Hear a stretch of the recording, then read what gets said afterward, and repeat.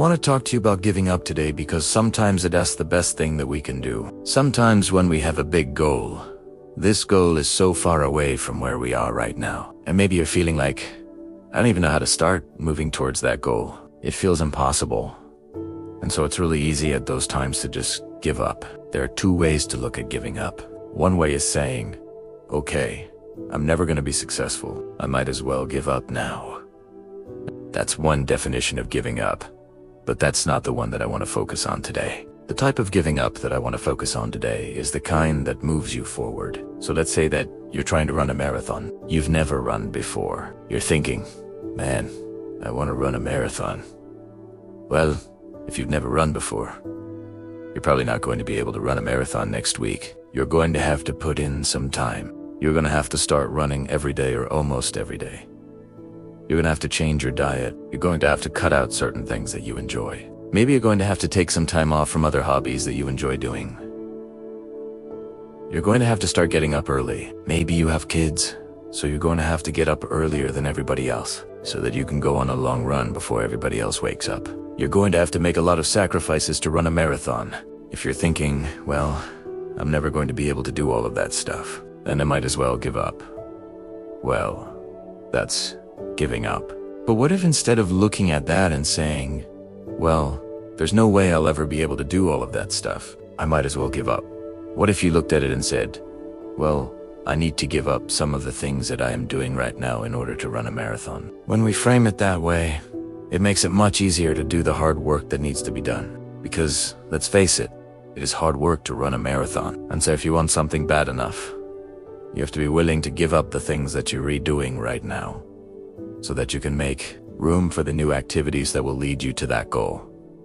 The same thing is true when it comes to fitness. If you want to lose weight, if you want to build muscle, it's the same thing. You have to give up certain activities that you're redoing right now and replace them with other activities that will help you reach your goals. And sometimes giving up on something doesn't mean completely giving up. Sometimes it just means taking a break from it. Like if you wanted to run a marathon and you started training, well, you're probably still going to want to eat ice cream. But you're going to have to give up eating it every day. If you wanted to lose weight, maybe you love pizza, so you're going to have to give up eating pizza every day.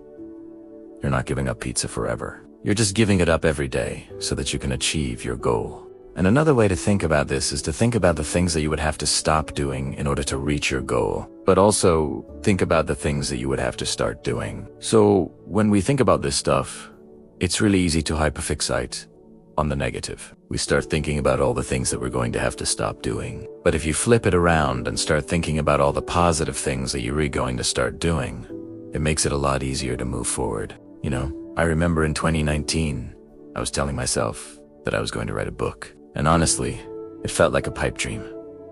It seemed impossible.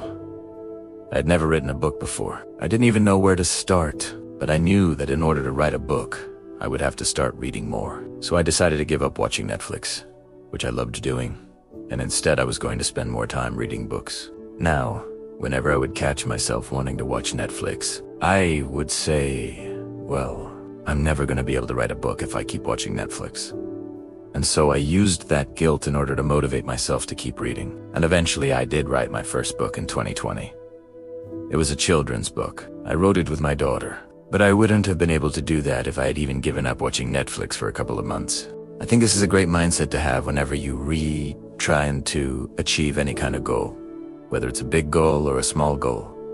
Ask yourself, what do I need to start doing? What do I need to stop doing? And whenever you find yourself wanting to do the things that you said you were going to stop doing, use that guilt to motivate yourself to do the things that you need to do in order to reach your goal. We talked about the fact that in order to run a marathon, you probably have to start running every day or almost every day. And the same thing is true when it comes to building muscle. If you want to build muscle, you probably have to lift weights every day or almost every day. There's no way around it. Now, I remember when I was starting to lift weights, I could barely bench press 135 pounds. I couldn't even do a full set of 8 reps. But I wanted to build muscle, so I knew that I needed to start lifting weights almost every day. At first, it was really hard to find time to lift weights every day. I worked a full-time job. I went to school full-time. I had a girlfriend. I had a bunch of other interests that I wanted to pursue, but I knew that in order to build muscle, I needed to start lifting weights almost every day. So I started making sacrifices. I stopped playing video games, basically entirely. I cut back on a lot of my other hobbies. I cut back on socializing. Nah, I didn't cut it out completely.